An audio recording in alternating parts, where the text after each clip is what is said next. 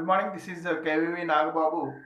Today we are going to discuss about EM2 Unit 5 revision, double field revolving theory.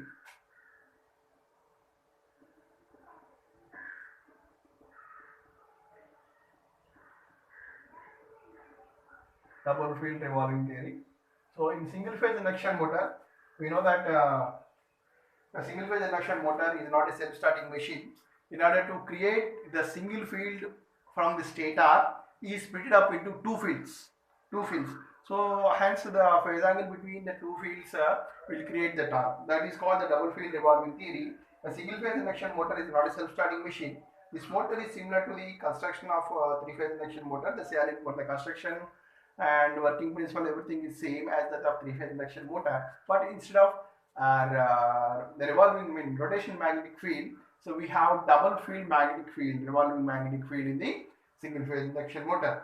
So any sinusoidal varying alternating quantity can be represented by the two vectors, each having half and magnitude of original and rotating in opposite direction with a synchronous speed. When the stator is connected to single phase AC supply, the stator flux produced in the stator winding, which revolves at a synchronous speed, which is given by the expression Ns is equal to 120 F by P. F is called frequency, and P are the number of poles, and Ns is the synchronous speed. So, and this can be explained by considering a step-by-step revolution of the vectors. For example, let us consider that the step 1, F, an alternating flux with a maximum value pi m. When the supply is connected, the maximum flux is produced in the stator winding. It can be split up into two components. One component is pi a and another component is pi b. Two components is split up like this, and these two fluxes with a magnitude of half pi m by 2 and the pi m by 2 magnitude. These two fluxes are revolving, and these revolving in anti-clockwise direction and the clockwise directions respectively. One is clockwise direction and another one is anti-clockwise direction. So generally the starting position and the angle between the two fluxes, let us consider that the angle between the two fluxes is 0 degrees, and the maximum flux is pi m, and the maximum flux in both the fluxes is pi m by 2 and pi m by 2. So this is the first case number 1, and the angle is 0 and the resultant flux is maximum pi, because if angle is 0, the resultant flux is equal to pi m cos theta. If theta is equal to 0, the resultant flux is pi m. So similarly, in the case 1, case 2,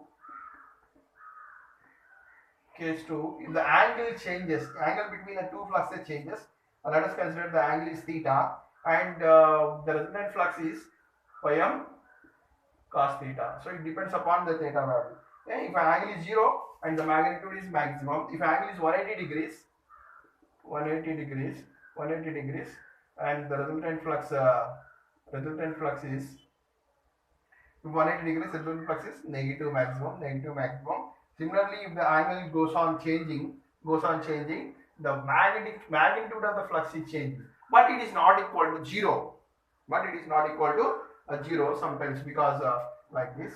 So for the different values of the angle between the two fluxes, it will create the alternating rotating waveform, which is called a double field revolving theory. So in which the flux is initially maximum, not 0.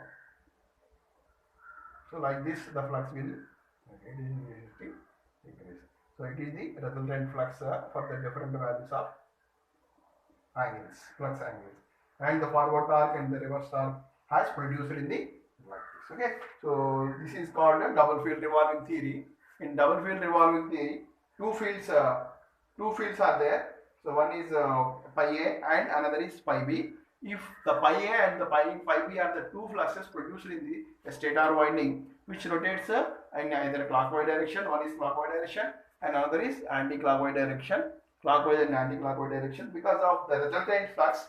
The resultant flux is produced because of the phase angle between the two fluxes. This is called double field revolving theory. So in which the two torques are produced, one is called forward torque. The forward torque is given by the expression k into I2 square into R2 by S, and the reverse torque or backward torque is given by the expression minus k into I2 square divided by R2 by 2 minus S. So we know that I2 is the rotor current in amperes, and R2 is the rotor winding resistance,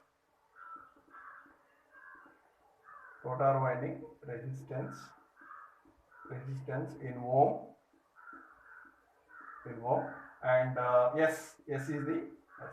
So we know that the slip is the quantity in which, that is the ratio of slip speed to the stator speed, so which is given by the expression like this. We know that ns is the stator speed or synchronous speed. It is 180 f by p, where f is called frequency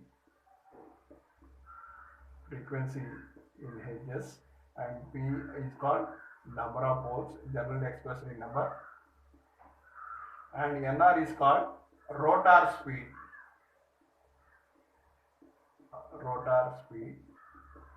in rpm. So it is given by the expression percentage slips, and starting is 0.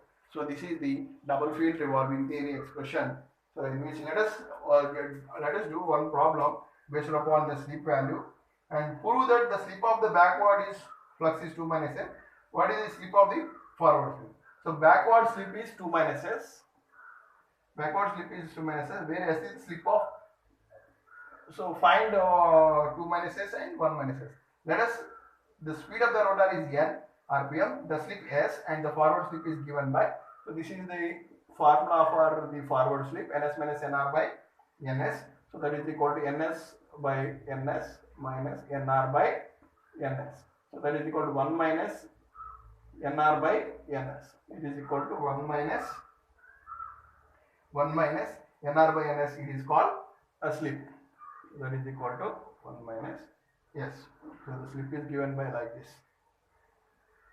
So nr minus ns is equal to 1 minus s. By substituting here, it is equal to 1 minus nr minus plus s. It is equal to minus plus. This is minus 2 minus. So this is the backward slip. Backward slip is equal to 2 minus s, and the forward slip is s. So this is how we'll make the single phase induction motor from not self-starting into self-starting by using the double field revolving theory. Thank you.